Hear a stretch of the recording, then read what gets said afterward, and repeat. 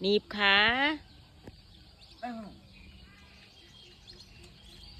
โอ้ยเนาะ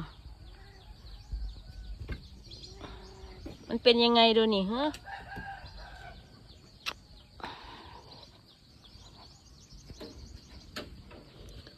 โอ้ย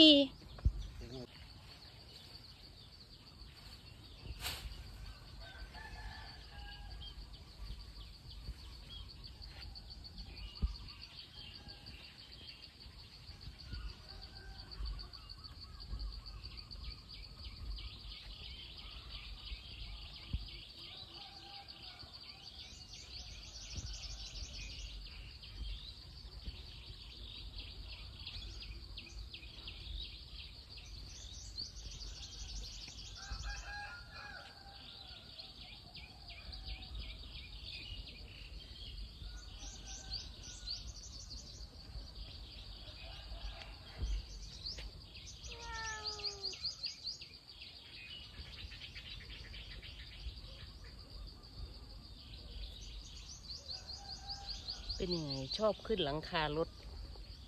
อย่าควรนะ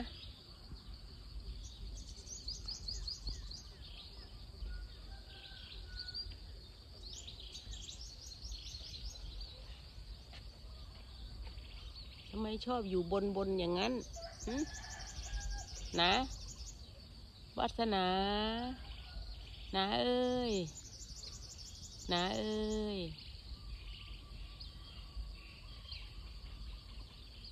หิวก็ตามสบายแม่ไปทำกับข้าวแล้วบ๊ายบายไปแล้วนะ